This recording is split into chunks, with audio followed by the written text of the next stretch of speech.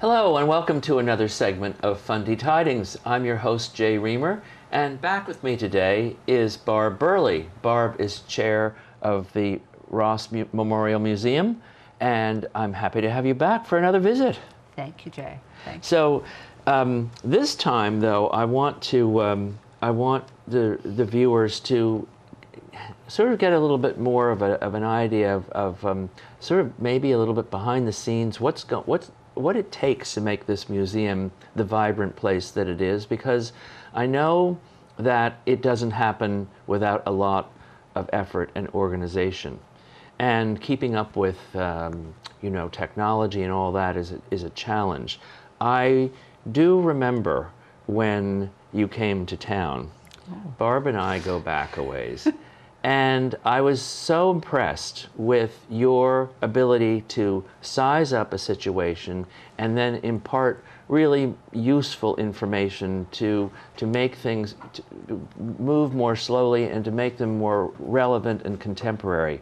And one of the things that you did for the Ross, which I hope you'll talk about, is the whole concept of governance. And I know that it has been something that you've been very keen on, both professionally and now in the volunteer sectors that you've so generously volunteered in the town. Governance policies are scary to a lot of people. The concept makes people turn around and run as fast as they can. However, they are critical to maintaining the health of a volunteer organization, or any organization for that matter. And I think that we're so lucky to have your perspective on things. And so how have you been able to incorporate those principles, so to speak, into the whole organization of the Ross Memorial Museum? That's a big question. We don't use half measures here. No. I think first I'd like just to mention that, and I mentioned in our last interview, that we do have two staff at the Ross Museum. Actually 1.5, because one is a part-time staff during the summer season as well as Christmas. So we have a director and an assistant.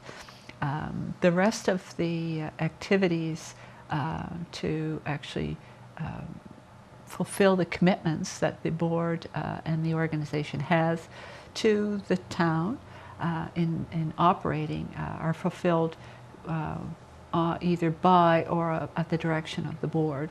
We have a 10-member board, and currently we have 9 volunteers who sit as the board of directors. We have 1 member of town council who sits as an ex officio member. So we always have that linkage with town, that we want to make sure that we're working together. And that there's no surprises, and we communicate very regularly outside of that process. It's very important, just generally speaking, for an organization to have a solid foundation, because organizations quite often in the past relied, as we do, on volunteers. Right. And if you have a volunteer who gives that kind of leadership and the direction an organization, and has influence that quite often is necessary in garnering support and so on in a community, things seem to work out reasonably well. But organizations can't rely on a single individual. And so governance really is the foundation upon which an organization works. If you will, to simplify it, it really sets the rules of engagement for an organization in relation to its operation and its oversight. That's a very simple explanation. But we worked over, it was a couple of year period to ensure that we had a strong foundation through our governance policy. It is reflective of current thinking, of current language, and We had the policy approved by council, and it was vetted through the legal advisor that council has. And so that regardless of who sits on the board, these are the rules of engagement. Right. These are the well, you know, expectations. when you and I talked about this before, before we went on air, about the importance of an individual, of no one individual being indispensable. Exactly. And so many times, especially in smaller organizations, they really do rely heavily on an individual. And then when that individual either moves away, dies, becomes disinterested, whatever it might be, the organization is at a huge disadvantage. And this happens, this happens, you know, it's funny how this happens. It happens in our own families, but it happens in big corporations too. Yes. And so I think that this is a great example to set for other organizations to be able to sort of to use, because it's not rocket science. It's just common sense, but it's very carefully planned and orchestrated so that when the baton is handed to another person or another group of people, it's on steady ground. I must say that with the advent of the governance policy at the museum, the directors, the board, has both individually, as individuals and collectively, has expressed how pleased they are to really have the comfort of knowing what they should be doing, Yeah. what are the expectations of their roles, and not only the expectations, but what are the limitations of their roles, because it's clear that there are certain things that board members are, certain roles they should have, and certain roles that are strictly staff roles. Right. And so those are all identified. It's sort of like where is your responsibility and where isn't it? And we have board liability insurance. We're very fortunate. Not all organizations do. But the important thing to remember is that if you are functioning outside of the limit of the scope of your approval, then your liability insurance will not cover you. Oh. Oh, no. Oh. So Who knew? the board of the know Ross now. Museum knows. Yes. So if you are in contravention of your bylaws, then you're not covered. So all of these things tie together, and they're extremely important. And as well, we have had, I have to say, we've had the great luxury of having, when we seek through expression of interest, new board members who would like to join our board, and we have a particular skill set. We have an exercise that we do as the board, and we identify the skills that are really required to manage and operate a board, and where we have deficits, where we have gaps. And if we have a board member leave or a couple of board members, then we advertise through an expression of interest, and we seek board members who are interested, number one, because we provide an overview of who and what we're about, as well as the kind of skill sets that we really are looking for from the community to help us to actually manage well. And people are responding to that. People like to belong to an organization that they feel comfort in knowing that are run through a strong governance model. Well, it's also been able to make it possible by having that strong foundation to move on to some of the projects that. Absolutely. Would you like to elaborate on those at all? I thought you'd never ask. Part of our role is to do forward thinking, is to do strategic planning. And as a board, we have done that. We participated in a strategic planning session a couple of years ago, and we identified a number of objectives that we would like to move forward on. And one of them, of course, is the whole idea that we really need to encourage our youth to be a more important component of our visitorship, and as well as people who have mobility problems. And so we're trying to thinking of what kind of objective, what kind of strategic objective will we have in relation to identifying methods to improve and to assist in attaining those goals. Mm-hmm. With the youth, of course, youth are really connected with technology these days. Mm-hmm. So we thought, well, we need to enhance our technology experience. And from an accessibility perspective, we have accessibility issues because the museum has sort of concrete stairs to go up. We're looking at that's one of our objectives in the future. But from an immediacy, we looked at technology to assist us in identifying ways to improve both of those areas. So we have developed in-house, for example, we've developed an iPad presentation, which we call our virtual tour. Uh-huh.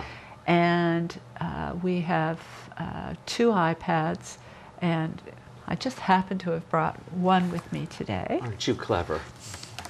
Forward thinking, as I said. Forward thinking. And technology meets yes. meets Jay. And I will just show this to you, but it's a 53 slide presentation, which is you just move, push it forward, and it actually takes you through the whole story of the Rosses. It gives you visuals, it gives you pictures of the artifacts, it shows pictures of who they are, and with limited text. Some of the pages have very limited text, as you can see, but it provides, it's a different experience. It gives you sort of a synopsis, and I think fewer words, absolutely. People will read them. Absolutely. And they don't even, in some cases... It's like a storybook. It is a storybook. And it really is about their love story, their travels around the world, and it shows where they've been, what they've brought back, and so on. But it can be facilitated by one of the staff, or it can be self-directed. So people can stop, or they can sort of woof through it very quickly. But it's an opportunity for people who cannot get up the stairs, for example, to actually have an experience. It's a different experience than you know, the what comes tour. to mind is the couple that shows up at the museum, and the husband is not interested even remotely in being there. This gives him a chance. He can sit downstairs. Absolutely. And he can do this at his own pace. Absolutely. Or not. Or not. And he doesn't have to feel like he's really not participating in the whole, fun for his wife. So I think it's a great. Well, we've had we piloted it this past summer, and we've had great feedback as a result of that. So we're looking at, that's one way that we're looking at technology to improve our visitor experience. We also have, we currently, of course, have a web page. We're looking at refreshment of that because, we are thinking of new ways to showcase. Well, and of course, websites are a wonderful marketing tool, aren't they? Absolutely. The other, we've had discussions that we know when people come in, we either have tours that are guided or in some cases they're self-directed. But we do have barricades, right. But we have explanations of the rooms. But for many people, they want a deeper, a richer experience. They want to know what that piece of furniture is, who made that, where that artifact is from, where that piece of china and the painting, who painted that, and so on.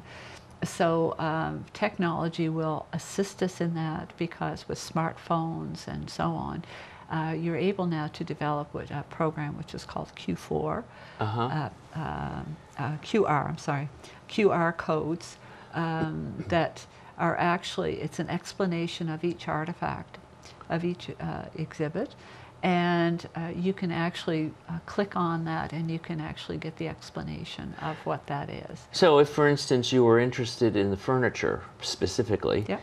You could go through and you could just deal with that. You wouldn't have to, and you could, so you could really have, you have a whole variety of tours within one museum. So the QR codes are and they're not, it's not technically difficult for people to access, so it's an easy way for people to gain a richer experience.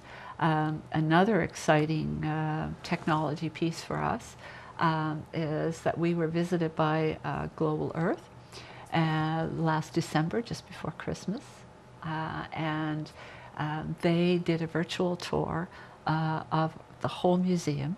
Wow. Through Global Maps. And we're expecting that is going to be available. Sort of, they gave us a 6 to 12 months time frame when that would be available for people to access.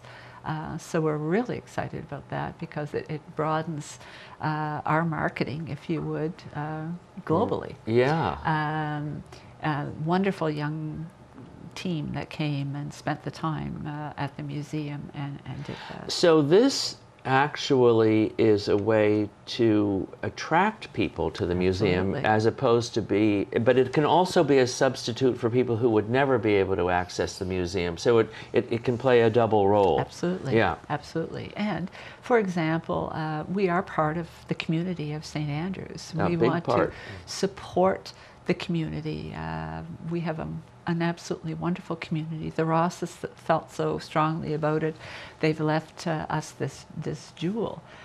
We want to continue to showcase the town of St. Andrews and the richness of the people, the experience, and of course our museum. So any way that we can encourage people, that people might look at this and say, well, you know, that looks like an interesting place to visit. You know, they have an opportunity to see it, but to actually experience it firsthand, and then to actually then go into the town site and see what else St. Andrews has to offer. And of course it has much. Well, you know, it certainly has. And I think the nature of the town is that we are a tourist town. And That's right. People who travel today are not just looking for a good meal or a comfortable bed or a pretty view. They want to learn. They want an educational experience, especially if you're going to cart the children around. What better opportunity? And being a National Historic District, as the original town plat for the town is, and with the museum being plunked sort of right in the middle of that, it provides opportunity for lots of learning. And I suppose, you know, if you were to take this a logical step further, combined with other assets of a similar nature in the town, you have a couple of days of really you know, of understanding what Loyalist towns were all about, what they looked like, and how they operated. I mean, I think it's a unique opportunity, and it's one that, through the help of technology and taking the initiative to do this kind of work at the museum, it opens up the town to the rest of the world. Well, and we have a very rich culture. Nationally, but certainly at our local level. We have, we sit on this wonderful environment with the water is there, the sea, the whales, the life around us. Nature is here. We have no stoplights. I know. We have a safe environment for children to visit and for children to experience the freedom of enjoying arts and culture and nature that is really unprecedented in this day and age, where else do you go where your children, you feel safe that your children are out enjoying themselves without, without fear of the unknown. So we want to preserve our culture, but we also want to enhance the experience for our visitor in our town, as well as in a way that we promote our youth. Our youth, for example, we spend time with our school program. Mm-hmm. We work with the youth at the New Brunswick Community College. They work with us in our whole design, looking at marketing, and we had from their program, we had worked with the students that they could come and give us some ideas on marketing. So it was, it helped their experience. You know, ours. it's such a different world, you know, than when we grew up. Because I remember as a kid, there was no participation as a child. You were there to be seen but not heard. But today it's quite different. Children. Students tend to participate in the design of their own curriculum and in how schools are managed. And so the museum gives students an opportunity to really become part of the operation, and because of the connections that they can make either through the Christmas program or other programs. Is that something that the board feels is of vital importance to the health of the organization? Absolutely. The board feels so strongly that without the interest and participation of students, without the interest and participation of our youth, we're at risk. Really? Because the youth is the future. And many of us will volunteer as long as we can, but it is the youth that will carry the mantle, if you will. So we as a board, we've had students work with us in a volunteer capacity in the past, but we wanted to formalize that relationship with youth so that it will continue. It will not as the same principle as leadership from the board, that it will endure. So we developed what is called a student mentorship program, and we developed a policy that is attached to that program to ensure that there are objectives, that it's not just sort of grasping a student who's interested and having that one student, but it's for the benefit of the student as well as the benefit of the organization. Mm-hmm. The organization, of course, selfishly will benefit from a fresh new experience, looking through young eyes, yes, and young thinking, and sort of move us off our comfortable boardroom chairs. Yeah. That's where we need to go. The youth, we are hopeful, will gain the experience of sitting at a boardroom table, of developing leadership skills, recognizing what it's like to work in a team environment and some of the challenges associated with that, and also policy development, working within a budgetary confine, those kinds of things, which will help them, we are confident, when they move forward in life, to go to university, for example, or further their education, to have on their CV that they volunteered in this capacity, but not just volunteer, but these are the skill sets that they acquired along the way. So we've had the high school, grade 9, 10, and 11 visit with us on 2 occasions, and we have I'm really pleased to say this, that we have an official intern, because we are calling them interns, starting with us the first of the year, and we're hoping that we will then have another intern sort of start, so that we always have a constant rollover, and once that becomes the normal practice, then it will be built into the sort of the culture of the school system as well. And the town has approved this, and I think are looking at expanding the idea to perhaps other boards and maybe council. You know, I think that it's a great opportunity because we do all learn by example, and for a student to be able to participate in a basically friendly operation, you know, we're not dealing with you know, large sums of money or critical no merger decisions. takeovers You know, or anything it's like that. This is a pretty vanilla kind of an operation. But what it does is that it provides them with an example of how things can be run civilly. Absolutely. And if they take that and transfer it to the boardroom of a corporation or into running their own family or community or social service organization or whatever it is, the world is going to be a better place. So without turning the museum into Superman, it is nonetheless a great learning environment for the youth, and I think it's just wonderful that you've taken this Well, we're excited. initiative. We're excited about this. We also have much more that we want to accomplish. I mean, certainly one thing, as you noted in our earlier discussions, our building is our biggest artifact. Right. Yes. And you have to take care of the building in order to, you know, to house everything else that we have.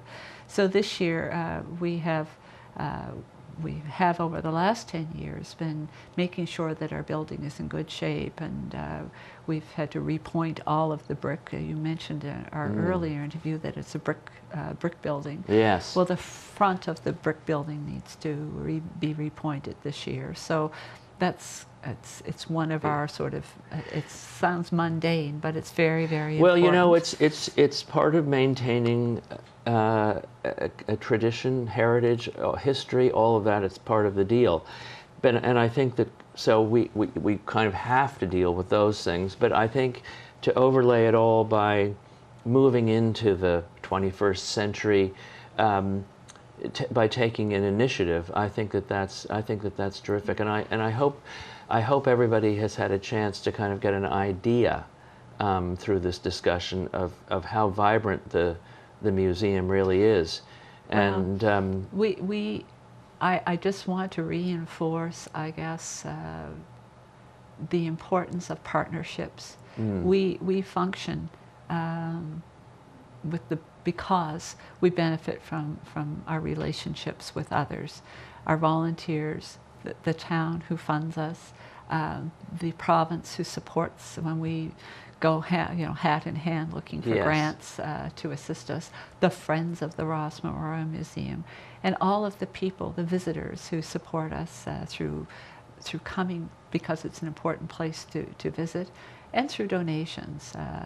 So it's partnerships. We will continue to develop partnerships. well, I think it's great. Barb, thank you so much for coming in and talking to me today and sharing with you, the viewers, just how vibrant the Ross Museum is. I hope you've enjoyed this, and I hope to see you back for another episode of Fundy Tidings in the very near future. Thank you.